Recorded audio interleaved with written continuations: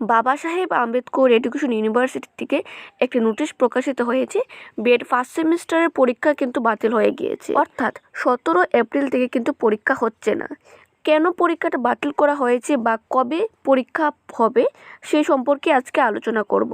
এই নোটিশে বলা হয়েছে, There has been a continued flow of appeal from the student, teachers and principal of different B.Ed college to cancel the schedule of examination during the holy month of Ramzan, when people of a community is on fast and a situation of heat wave in persisting in the state. There has also been a deputation from around 100 colleges 12 April with the same appeal.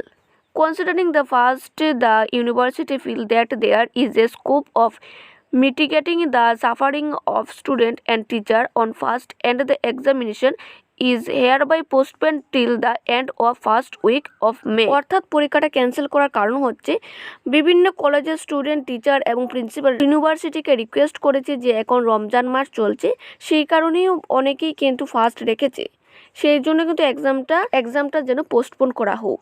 আপনাদের এক্সামটা কিন্তু স্থগিত করা হয়েছে মের first week পর্যন্ত, অর্থাৎ আপনাদের এক্সাম কিন্তু হবে মের ফার্স্ট উইকের পরে। এখন পর্যন্ত ইউনিভার্সিটি এক্সাম শিডিউল সম্পর্কে প্রকাশিত করেনি, শুধু বলা হয়েছে মের ফার্স্ট উইক পর্যন্ত কিন্তু পোস্টপোন করা হয়েছে।